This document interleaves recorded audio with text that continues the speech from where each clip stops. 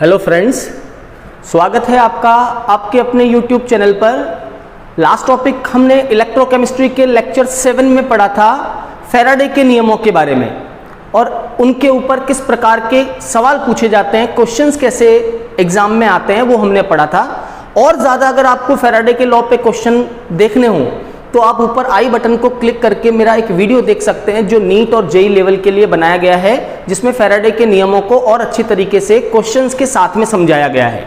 आज हम पढ़ेंगे फैराडे के नियमों के बाद इलेक्ट्रोकेमिस्ट्री का पोर्शन नंबर 8, लेक्चर नंबर 8, जिसमें हम पढ़ेंगे चालकता क्या होती है और चालकता के प्रकार क्या होते हैं, means conductance and there types.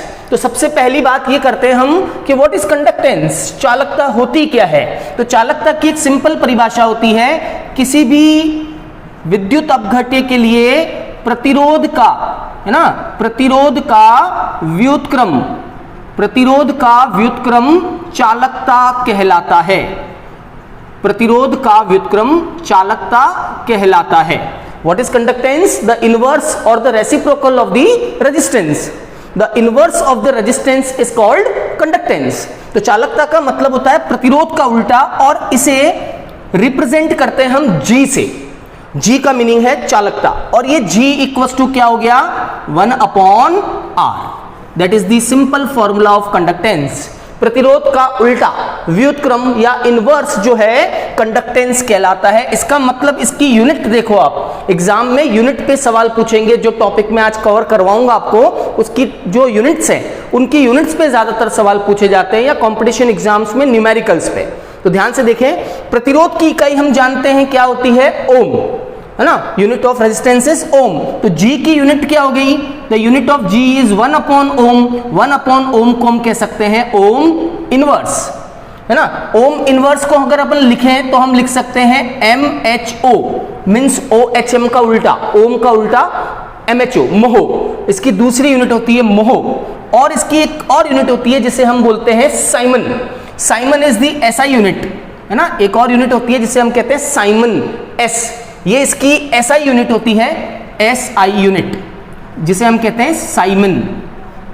ठीक है, तो 3 इकाइयां मैंने आपको बताई, ओम इनवर्स, मोहो और साइमन या S is the standard unit, SI unit. आगे बढ़ाता हूं मैं आपके लिए और इस टॉपिक को। तो देखें, हम लोग फिजिक्स में जानते हैं कि किसी भी वायर का जो रेजिस्टेंस होता है ना, किसी भी चालक तार का जो प्रतिरोध होता है वो उसकी लंबाई के समानुपाती और अनुप्रस्थ काट के क्षेत्रफल, that means cross sectional area के इनवर्सली प्रोपोर्शनल व्युत्क्रमानुपाती होता है। That means this R is proportional to L/A और the R is equals to, यहां एक कांस्टेंट आ जाएगा and that constant is called रो।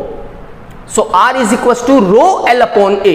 यहां पे जो रो है ये कांस्टेंट है जिसे हम बोलते हैं विशिष्ट प्रतिरोध या बोलते हैं प्रतिरोधकता। ठीक है, इसे हम कहते हैं विशिष्ट प्रतिरोध या प्रतिरोधकता। स्पेसिफिक रेजिस्टेंस और रेजिस्टिविटी ये कहलाती है प्रतिरोधकता रो। तो अगर मैं इस फॉर्मूले की वैल्यू को यहां पुट कर दूं, है ना, इस R की वैल्यू को अगर मैं यहां पुट कर दूं तो मुझे एक फॉर्मूला मिल जाएगा, G equals to A/ρL। That is the second formula of the conductance. चालकता का दूसरा सूत्र मैंने आपको बताया, first is 1/R and second is A/ρL, that is called G conductance. ठीक है, अब ये जो चालकता है ना, वो हम पढ़ रहे हैं किसमें, आयनों में चालकता। दैट मीन्स इलेक्ट्रोलाइट के जो आयन्स हैं, लाइक इलेक्ट्रोलाइट मतलब विद्युत अपघट्य, उसके जो आयन है जैसे Na+Cl-, हम उसकी चालकता पढ़ रहे हैं कि दोनों में से किसकी भागने की पावर। चालकता को आप सिंपल मीनिंग में इस तरह से समझ सकते हो, रनिंग पावर, भागने की क्षमता जो है वो किसकी ज्यादा होगी, किसकी कम। मेरे कहने का मतलब है चालकता को प्रभावित करने वाले कारक कौन कौन से हैं। तो देखो, जो कंडक्टेंस है वो किन किन बातों पे डिपेंड करती है। तो सबसे पहले कंडक्टेंस डिपेंड करती है, जो आप फॉर्मूले से भी देख सकते हो, the G is directly proportional to A, मतलब अनुप्रस्थ काट का जो क्षेत्रफल है, क्रॉस सेक्शनल एरिया जो है उसके डायरेक्टली प्रोपोर्शनल है। तो हम कह सकते हैं the conductance is depends on cross sectional area. ठीक है, जो इलेक्ट्रोड्स हैं उनका क्रॉस सेक्शनल एरिया क्या है उसके डायरेक्टली प्रोपोर्शनल होती है कंडक्टेंस। दूसरा चालकता डिपेंड करती है किस पर, तो आप देख सकते हो it depends on the length, है ना, the length of the wire, और जो तार है उसकी लंबाई पर। लेकिन हमारे यहां तार तो है नहीं, हमारे यहां तो सेल है। तो जो दो इलेक्ट्रोड्स हैं उन दोनों इलेक्ट्रोड के बीच की डिस्टेंस, ध्यान रखना यहां पे L का मतलब क्या है, यहां पे L का मतलब है इलेक्ट्रोड के मध्य दूरी, इलेक्ट्रोड के मध्य की दूरी, डिस्टेंस बिटवीन द इलेक्ट्रोड। तो it depends on the distance कि दूरी कितनी है दोनों इलेक्ट्रोड के बीच में, उसके इनवर्सली प्रोपोर्शनल। आप खुद समझ सकते हो, अगर दो इलेक्ट्रोड बहुत पास में है ना, बहुत करीब करीब दो इलेक्ट्रोड है पास में, तो आयन जल्दी जल्दी जा सकते हैं इलेक्ट्रोड्स की तरफ। और अगर इलेक्ट्रोड्स दूर हैं तो आयन को एक इलेक्ट्रोड से दूसरे इलेक्ट्रोड तक पहुंचने में टाइम लगेगा। कहने का मतलब है जितनी लेंथ कम होगी इलेक्ट्रोड के बीच में, उसकी चालकता उतनी ही ज्यादा होगी। तीसरा पॉइंट, कंडक्टेंस जो है वो डिपेंड करती है किस पर, विद्युत अपघट्य के प्रकार पर, विद्युत अपघट्य के प्रकार पर, विद्युत अपघट्य का प्रकार, the types of electrolyte, and we know that we have the two types of electrolyte. हमारे पास दो प्रकार के इलेक्ट्रोलाइट हैं, एक होता है प्रबल और एक होता है दुर्बल, है ना। तो अगर कोई विद्युत अपघट्य स्ट्रॉन्ग है, प्रबल विद्युत अपघट्य है, प्रबल विद्युत अपघट्य का क्या मतलब बताया था मैंने, आपको याद होगा, जिसका 100% आयोनाइजेशन होता है, 100% जो आयनित हो, है ना, उसे हम बोलते हैं स्ट्रॉन्ग। तो अगर स्ट्रॉन्ग है तो नंबर ऑफ आयंस ज्यादा बनेंगे क्योंकि ये पूरा आयोनाइज हो रहा है, और अगर आयंस ज्यादा बनेंगे स्ट्रॉन्ग इलेक्ट्रोलाइट से, है ना, आयंस की संख्या जो है वो क्या होगी, स्ट्रॉन्ग इलेक्ट्रोलाइट में ज्यादा होगी, और आयन की अगर नंबर ज्यादा है, संख्या ज्यादा है, तो फिर चालकता भी क्या होगी, ज्यादा होगी। बात समझ में आई। दूसरा, अगर आपका इलेक्ट्रोलाइट स्ट्रॉन्ग नहीं है और इलेक्ट्रोलाइट कैसा है, वीक इलेक्ट्रोलाइट है, दुर्बल है। अगर इलेक्ट्रोलाइट वीक है तो इसका मतलब उसका आयोनाइजेशन पूरा नहीं हो पाएगा, उसका आयनन पूरा नहीं होगा, यानी कि आयनों की संख्या जो है वो इस बार कम हो जाएगी दुर्बल में। और अगर आयनों की संख्या कम होगी तो चालकता भी क्या होगी, विद्युत अपघट्य की कम हो जाएगी, है ना। तो दो अगर आपको विद्युत अपघट्य दे रखे हैं और आपसे पूछ ले किसकी चालकता ज्यादा होगी, तो ध्यान रखना जो विद्युत अपघट्य स्ट्रॉन्ग होता है उसकी कंडक्टेंस वीक वाले से ज्यादा होती है, ठीक है। तीसरा, चौथा पॉइंट देखें, और किस पे डिपेंड करती है, तो और डिपेंड करती है चालकता ताप पर, ठीक है। इलेक्ट्रोलाइट की जो कंडक्टेंस है वो टेम्परेचर पे भी डिपेंड करती है। ताप पे कैसे डिपेंड करती है मैं आपको पहले भी बता चुका हूं कि जब अपन क्या करेंगे, जब हम टेम्परेचर को इंक्रीज करेंगे तो क्या होगा, टेम्परेचर इंक्रीज करने पे आयंस के बीच का जो फोर्स है ना, आयोनिक फोर्स, वो आयोनिक फोर्स वीक होता जाएगा। तो ताप बढ़ाने पर आयनिक बंध, ठीक है, आयनिक बंध क्या हो जाएगा, दुर्बल, वीक हो जाएगा आयोनिक बॉन्ड।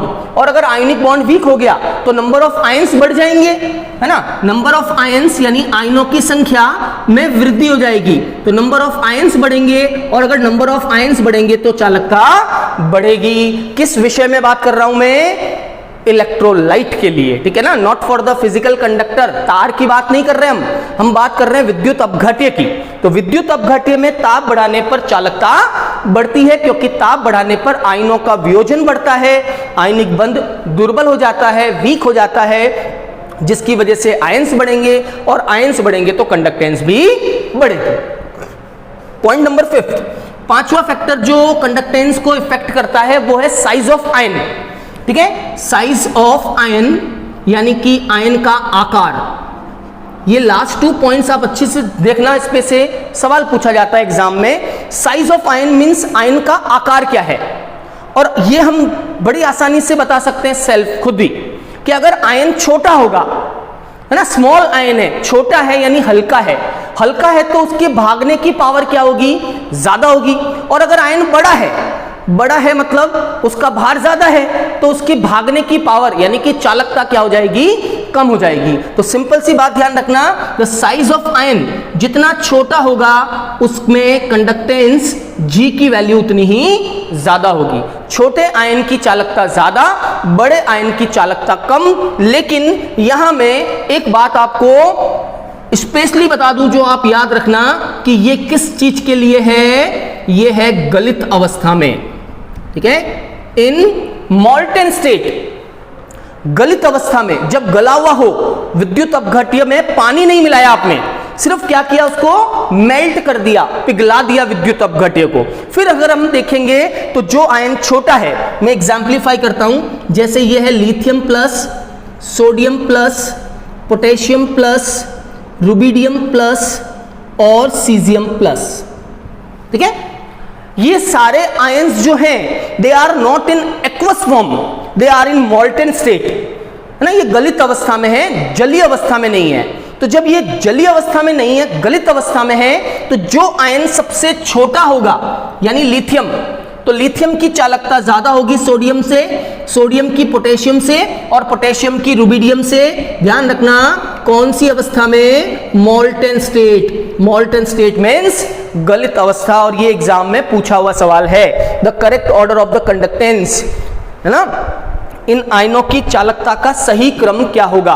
तो आयनों की चालकता का सही क्रम क्या होगा? लिथियम की चालकता सीजियम से ज्यादा होगी। दिमाग में क्या रखना है? इन मॉल्टेन स्टेट, गलित अवस्था में। तो सर जलीय अवस्था में क्या होगी? क्या चेंज हो जाएगा क्या? ये जरूर चेंज होगा। देखिए पॉइंट नंबर 6 जो और भी ज्यादा काम का और इंपॉर्टेंट पॉइंट है कि जलीय अवस्था में एक चीज होती है जिसे हम बोलते हैं जलयोजन। तो पॉइंट नंबर 6 हो गया आपका, जिस पे चालकता डिपेंड करती है वो है जलयोजन, मींस हाइड्रेशन या सॉल्वेशन। ठीक है, जलयोजन या हाइड्रेशन पे चालकता कैसे डिपेंड करती है। पहले मैं आपको बताऊं कि जलयोजन होता क्या है, ठीक है, उसके बाद में इसका इफेक्ट बताऊंगा कि जलयोजन का चालकता पर क्या इफेक्ट होता है। तो देखो ध्यान से, मान लीजिए जैसे कोई आयनिक यौगिक है, A+ और B- के बीच में आयोनिक बॉन्ड है। जैसे ही इस आयोनिक कंपाउंड को आप पानी के अंदर डिसॉल्व करेंगे, पानी में इसको डालेंगे, पानी में डालते ही क्या होगा, जो पानी के अणु हैं, है ना, जल के अणु, ये जल के अणु है H2O, ये जल के अणु क्या करेंगे, इस बीच के बंध को तोड़ने का काम करेंगे। इसे हम बोलते हैं जल योजन, हाइड्रेशन, है ना। वाटर मॉलिक्यूल्स क्या करते हैं, आयनिक बॉन्ड को वीक करते हैं और इसमें जो ऊर्जा मुक्त होती है उसे हम बोलते हैं जल योजन ऊर्जा, हाइड्रेशन एनर्जी। जो एनर्जी रिलीज होगी वो हाइड्रेशन एनर्जी होती है। तो ये वाटर मॉलिक्यूल्स इसको ब्रेक करेगा। जब ये ब्रेक हो जाएंगे, ये दोनों ब्रेक हो जाएंगे, जैसे ये A+ अलग हो गया, B- अलग हो गया, तो अब ये A+ और B- दोनों अलग होने के बाद चारों तरफ से इसको water molecules, because we know that water is dipole, है ना, चारों तरफ से जल के अणु उसको घेर लेंगे। ऐसे कैसे घेरेंगे जल के अणु? हम जानते हैं भाई, जल में H क्या होता है, प्लस, और O क्या होता है, माइनस होता है। तो जो प्लस वाला होगा, जैसे ये A+ है तो इसको चारों तरफ से H+ घेर लेगा। वैसे ही ये माइनस है तो चारों तरफ से ये माइनस है तो चारों तरफ से H+ घेर लेगा, और ये प्लस है तो चारों तरफ से O- घेर लेगा। इस प्रक्रिया को हम बोलते हैं जल योजन, हाइड्रेशन। तो ध्यान से सुनना अब कि जल योजन का कंडक्टेंस पे क्या इफेक्ट होगा। जल योजन समझ में आया? जब किसी आयोनिक कंपाउंड को, आयनिक यौगिक को पानी में डिसॉल्व करते हैं, पानी में डालते हैं, तो पानी के मॉलिक्यूल्स आयंस के बीच का अट्रैक्शन तोड़ने का काम करते हैं, आयंस को सेपरेट कर देते हैं और फिर उनको चारों तरफ से घेर लेते हैं, जिसको हम हाइड्रेशन बोलते हैं। और याद रखना, ये जो हाइड्रेशन है it is inversely proportional to size of ion. ये आयन की साइज के इनवर्सली प्रोपोर्शनल होता है। जिस आयन की साइज छोटी होगी उसका हाइड्रेशन ज्यादा होगा, उसका जल योजन ज्यादा होने का मतलब पानी के मॉलिक्यूल्स उसको ज्यादा घेर लेंगे चारों तरफ से, ठीक है। और जिस आयन का साइज बड़ा है इसका मतलब उसका जल योजन कम होगा, वाटर मॉलिक्यूल्स उसको चारों तरफ से सराउंड नहीं कर पाएंगे। हम यूं कह सकते हैं कि छोटे आयंस का हाइड्रेशन ज्यादा होगा, और अगर हाइड्रेशन ज्यादा हुआ तो चारों तरफ से वाटर मॉलिक्यूल से अगर वो गिर गया तो उसकी भागने की पावर क्या हो जाएगी? अंडरस्टूड है? अगर वो चारों तरफ से वाटर मॉलिक्यूल से ज्यादा गिरा हुआ है तो उसकी भागने की पावर कम हो जाएगी, है ना। तो ध्यान रखना कि जल योजन जो है वो इनवर्सली प्रोपोर्शनल होता है। Hydration is inversely proportional to the conductance. जिसका जल योजन ज्यादा उसकी कंडक्टेंस कम। मैं यही एग्जांपल वापस लेके बताता हूं, नीट के एग्जाम में पूछा हुआ सवाल है। इस बार है लिथियम एक्वस, सोडियम एक्वस यानी जलीय, पोटेशियम प्लस एक्वस जलीय, रुबिडियम प्लस भी एक्वस है, जलीय अवस्था में है, और सीजियम प्लस भी एक्वस है, यानी कि जलीय अवस्था में। ठीक है, इस बार मैं ऑर्डर आपको बना के बता रहा हूं कौन सी अवस्था में, जलीय अवस्था में इनकी चालकता क्या होगी चारों की। तो देखो दोनों में कंपेयर करना, अगर गलित अवस्था में है तो छोटे आयन की चालकता ज्यादा होती है बड़े से, लेकिन अगर जलीय अवस्था में एक्वस स्टेट में है तो अगर लिथियम का साइज छोटा है, इसका मतलब क्या होगा, साइज सबसे छोटा तो इसका हाइड्रेशन क्या होगा, सबसे ज्यादा होगा, और अगर इसका हाइड्रेशन ज्यादा हुआ तो that means the G conductance क्या हो जाएगी, कम हो जाएगी। सीजियम का साइज आप देखो सबसे बड़ा है, सबसे बड़ा साइज मतलब सीजियम का जो जल योजन है वो सबसे कम होगा, और अगर हाइड्रेशन कम होगा तो इसकी कंडक्टेंस ज्यादा होगी। ठीक है, तो in case of the aqueous state, जलीय अवस्था में कौन सा सबसे बढ़िया चालक होगा, बड़ा आयन अच्छा चालक होगा, किसकी तुलना में, छोटे आयन की तुलना में। दैट इज इंपॉर्टेंट पॉइंट, ये एग्जाम में पूछा हुआ सवाल है कि लिथियम प्लस और सोडियम, लिथियम प्लस और सीजियम प्लस में से किसकी चालकता जलीय माध्यम में ज्यादा होगी, तो जलीय माध्यम में उसकी चालकता ज्यादा होगी जिसके आयन का आकार छोटा होगा। स्मॉल साइज का आयन है तो कंडक्टेंस ज्यादा, और बड़ी साइज का आयन है तो कंडक्टेंस कम। क्लियर? तो ये था चालकता क्या होती है और चालकता को कौन कौन से कारक प्रभावित करते हैं। अब हम देखते हैं चालकता कितने प्रकार की होती है, how many types of conductance are. चलिए देखिए, आगे पढ़ते हैं हम चालकता के प्रकार, है ना, टाइप्स ऑफ कंडक्टेंस। चालकता कितने प्रकार की होती है, तो सबसे पहली चालकता है विशिष्ट चालकता, विशिष्ट चालकता, ठीक है, जिसे हम कहते हैं इंग्लिश में स्पेसिफिक कंडक्टेंस, स्पेसिफिक कंडक्टेंस और कंडक्टिविटी। स्पेसिफिक कंडक्टेंस और कंडक्टिविटी। विशिष्ट चालकता क्या है, तो हमने पढ़ा चालकता क्या होती है, प्रतिरोध का उल्टा। वैसे ही विशिष्ट चालकता क्या होगी, विशिष्ट प्रतिरोध का व्युत्क्रम। ठीक है, विशिष्ट प्रतिरोध, स्पेसिफिक रेजिस्टेंस, विशिष्ट प्रतिरोध का व्युत्क्रम, the inverse of specific resistance is called specific conductance. विशिष्ट चालकता विशिष्ट प्रतिरोध का व्युत्क्रम होती है, और इसे कापा, है ना, इसे कापा के से रिप्रेजेंट करते हैं। यहां के का मतलब है कापा, इसे हम के से रिप्रेजेंट करते हैं, और के इक्वल्स टू क्या होगा, 1/ρ। 1/ρ हो गया ना, विशिष्ट प्रतिरोध का मतलब होता है रो, तो 1/ρ इज कॉल्ड कापा और स्पेसिफिक कंडक्टेंस के। ठीक है, अब देखो अपन ये भी जानते हैं, वी नो दैट कि R इज इक्वल्स टू क्या होता है, ρL/A। So rho is equals to क्या होगा, RA/L, है ना। अगर मैं ये रो की वैल्यू यहां से यहां पुट कर दूं तो मुझे स्पेसिफिक कंडक्टेंस का एक और फॉर्मूला मिल जाएगा, the K equals to L/RA, that is called specific conductance. इसे बोलते हैं हम विशिष्ट चालकता। तो डायरेक्ट फॉर्मूला आता है एग्जाम में, कौन सा फॉर्मूला सही है, तो K equals to L/RA is called specific conductance. ठीक है, मैं इसको और मॉडिफाई करूंगा, आप ध्यान से देखना, यहां पे आपको 1/R भी दिख रहा होगा साथ में, है ना, L/RA है, यूं लिख सकते हैं कि अपन इसको 1/R इंटू L/A, बात एक ही है ना, 1/R into L/A and then 1/R किसके इक्वल हो गया, कंडक्टेंस G। तो मैं इसको ऐसे भी लिख सकता हूं, the kappa equals to GL/A, that is important one. ये अच्छा फॉर्मूला है, एग्जाम में पूछने लायक है कि कौन सा सूत्र सही है। सो कापा इक्वल्स टू GL/A होता है। यहां से आप इसकी एक और बहुत अच्छी डेफिनेशन लिख सकते हो। कैसे लिख सकते हो, देखो, अगर मैं सेल जो है उसमें L इक्वल्स टू क्या कर दूं, 1 सेंटीमीटर डिस्टेंस, और A क्रॉस सेक्शनल एरिया भी कितना कर दूं, 1 सेंटीमीटर स्क्वायर। मतलब एकांक लंबाई और एकांक अनुप्रस्थ काट का क्षेत्रफल, अगर मैं ये दोनों 1 कर दूं तो अपने पास क्या मिलेगा, the kappa is equals to G।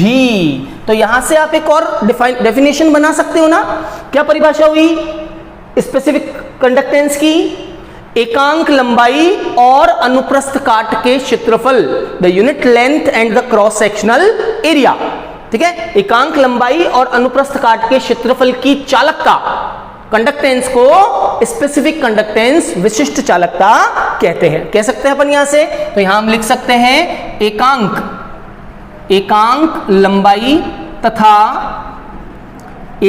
लंबाई तथा अनुप्रस्थ काट, क्रॉस सेक्शनल एरिया, अनुप्रस्थ काट के क्षेत्रफल, क्रॉस सेक्शनल एरिया तथा अनुप्रस्थ काट के क्षेत्रफल की चालकता, क्षेत्रफल की चालकता को विशिष्ट चालकता कहते हैं। स्पेसिफिक कंडक्टेंस विशिष्ट चालकता कहते हैं। ठीक है, विशिष्ट चालकता कहते हैं।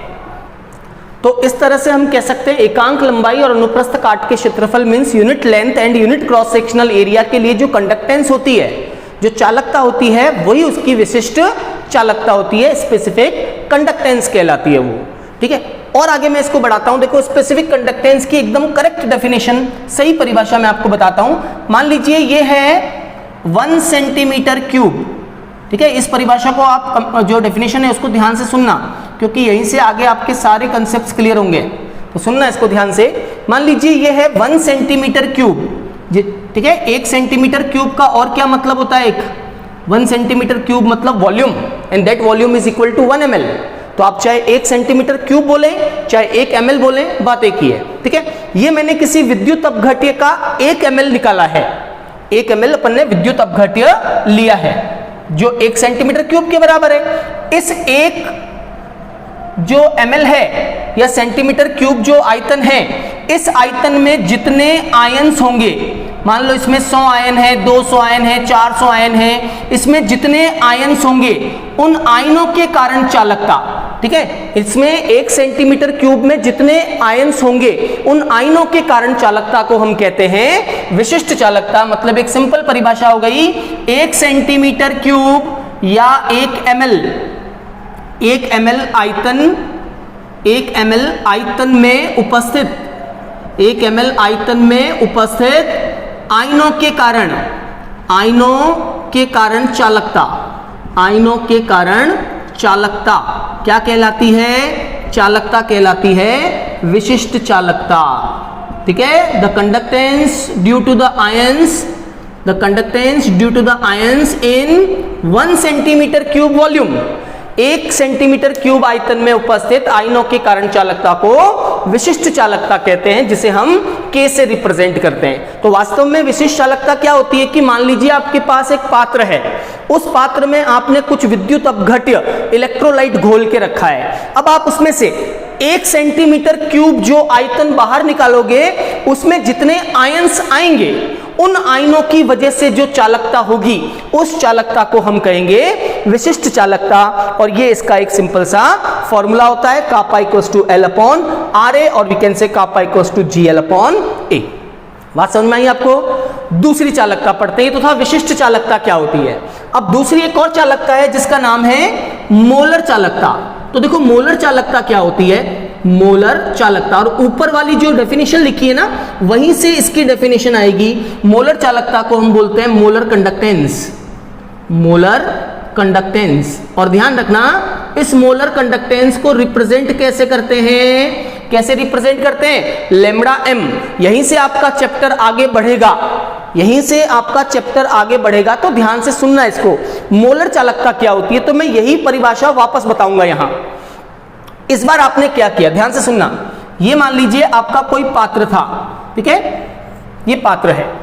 इस पात्र में आपने कुछ विद्युत अपघट्य को घोल दिया, इलेक्ट्रोलाइट डिसॉल्व कर दिया। ठीक है, ये आपने इसमें विद्युत अपघट्य घोल रखा है। फिर आपने इसमें से कितना बाहर निकाला? 1 सेंटीमीटर क्यूब बाहर निकाला। उसकी वजह से जो चालकता होगी वो तो हो गई विशिष्ट चालकता। लेकिन अगर आपने जो विद्युत अपघट्य इसमें भरा है, वो विद्युत अपघट्य कितना भरा है, कितना विद्युत अपघट्य घोला है? 1 मोल। मतलब आपने इस पात्र में 1 मोल इलेक्ट्रोलाइट ही डिसॉल्व किया है। अब अगर 1 मोल विद्युत अपघट्य में जो आयन होंगे, उसकी वजह से जो चालकता होगी, उसे हम क्या कहेंगे? मोलर चालकता। तो सेम डेफिनेशन है, बस आगे एक वर्ड आ जाएगा, 1 मोल विद्युत अपघट्य। है ना। विशिष्ट चालकता में तो आप यहाँ पे चाहे 100 मोल डिसॉल्व करो, 1000 मोल घोल दो, फिर उसका 1 ml निकालोगे तो विशिष्ट चालकता। लेकिन अगर आपने यहाँ पर सिर्फ 1 ही मोल डिसॉल्व किया है, 1 ही मोल घोला है और उसके 1 सेंटीमीटर क्यूब आयतन में आप आयन देख रहे हो, तो हम उसे क्या कहेंगे, मोलर चालकता। हम यूं कह सकते हैं 1 मोल विद्युत अपघट्य, 1 मोल विद्युत अपघट्य के 1 सेंटीमीटर क्यूब आयतन में, 1 सेंटीमीटर क्यूब आयतन में उपस्थित आयनों के कारण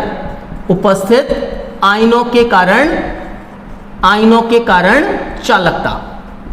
ठीक है, 1 मोल विद्युत अपघट्य के 1 सेंटीमीटर क्यूब आयतन में उपस्थित आयनों के कारण चालकता। The conductance due to 1 centimeter cube volume of 1 mole of electrolyte is called molar conductance and the molar conductance represent by lambda m।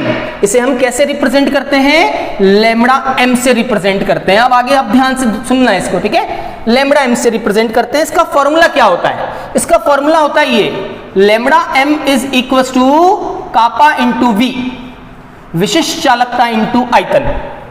ठीक है, तो मोलर चालकता होती है विशिष्ट चालकता इंटू आयतन, और इस विशिष्ट चालकता या आयतन जो लिखा है अपन ने, है ना, V वॉल्यूम, इस आयतन की जगह हम लिख सकते हैं कापा इंटू 1000 अपॉन सी, कापा इंटू 1000 अपॉन सी। ये होती है मोलर चालकता, जहां पर C जो है, C का मतलब है कंसंट्रेशन, सांद्रता, और वो सांद्रता आपको किस में लेनी है, मोल प्रति लीटर में। ठीक है, यहां पे C जो है वो चालकता, C जो है स्मॉल c, ये कंसंट्रेशन है, और ये कंसंट्रेशन हम लेंगे किसमें, मोल प्रति लीटर, मोल पर लीटर में। सो आपको ये फॉर्मूला याद रखना है, lambda m equals to kappa into 1000 upon c, where c is concentration in mole per litre, और मोल पर लीटर की सांद्रता को हम और क्या बोलते हैं, मोल पर लीटर की कंसंट्रेशन को हम बोल सकते हैं मोलरता। तो यहां पर c जो है वो मोलरता है। अब इसकी यूनिट याद रखना, बहुत कंपटीशन एग्जाम्स में पूछी हुई है कि मोलर कंडक्टेंस की यूनिट क्या होगी। तो अगर आप भूल जाएं तो मैं आपको याद कैसे रखना है उसको वो तरीका बता रहा हूं। देखो, कापा की यूनिट क्या होती है, कापा की यूनिट होती है ओम इनवर्स सेंटीमीटर इनवर्स। ठीक है, कापा जो यहां था अपन ने के जो पढ़ा है, इसकी यूनिट होती है ओम इनवर्स सेंटीमीटर इनवर्स। ठीक है, या मैं इसको लिख सकता हूं मोह पर सेंटीमीटर, एक ही बात है। अब साथ में देखो नीचे क्या आ रहा है, कंसंट्रेशन C, C का मतलब क्या है, मोल प्रति लीटर, तो ये ऊपर आ गया लीटर।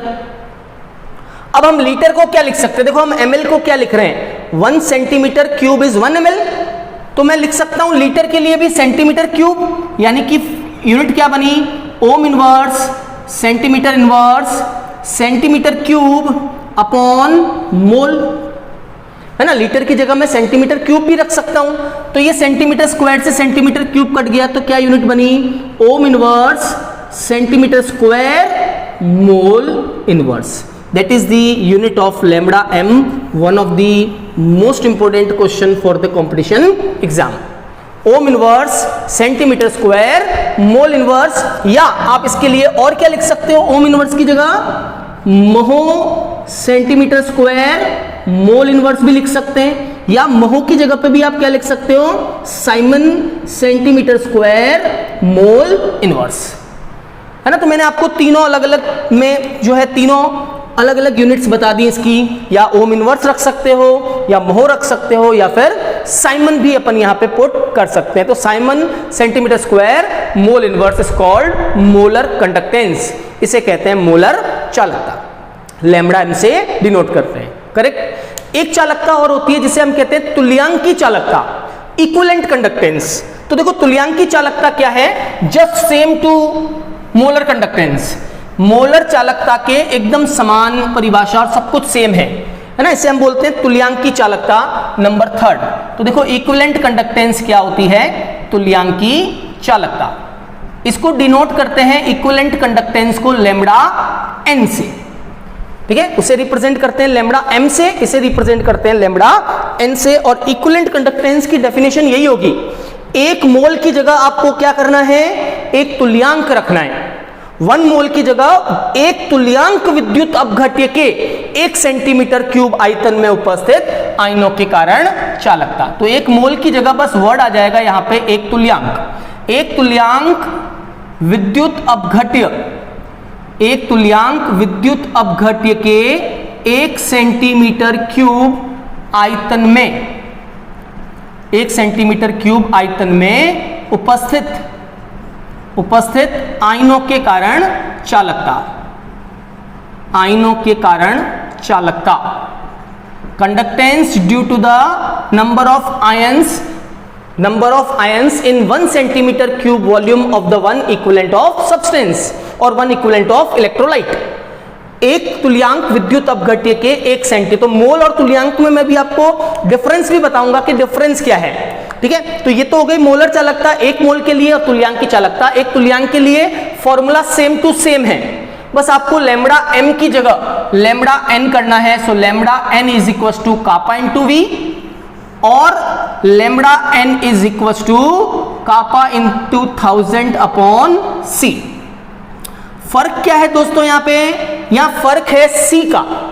यहां पे c हमने ली थी मोल प्रति लीटर में, क्योंकि मोल में लिया, यहां हम ले रहे हैं तुल्यांक में, तो यहां पर c हो जाएगा तुल्यांक प्रति litre, not mole per litre, तुल्यांक प्रति लीटर। और इसी तुल्यांक प्रति लीटर को हम और क्या बोलते हैं, वी कॉल्ड इट नॉर्मलिटी, हम इसे नॉर्मलता कहते हैं। मतलब अगर आप तुल्यांक की चालकता ज्ञात करोगे तो आपको सांद्रता नॉर्मलता में रखनी है, और अगर आप मोलर चालकता ज्ञात करोगे तो आपको सांद्रता मोल प्रति लीटर यानी कि मोलरता में पुट करनी है।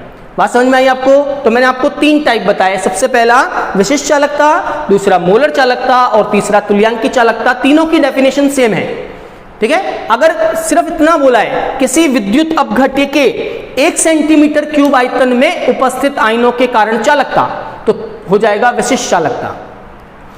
1 मोल विद्युत अपघट्य के 1 सेंटीमीटर क्यूब आयतन में आयनों जो है आयनों की संख्या के कारण चालकता, मोलर चालकता। और 1 तुल्यांक विद्युत अपघट्य के 1 सेंटीमीटर क्यूब आयतन में उपस्थित आयनों के कारण चालकता, तो नाम हो जाएगा उसका तुल्यांकी चालकता। Is that clear? 3 टाइप की कंसंट्रेशंस मैंने आपको बताई है, टाइप्स ऑफ कंडक्टेंस। 3 टाइप की चालकताओं के बारे में मैंने आपको बताया, टाइप्स ऑफ कंडक्टेंस, ठीक है।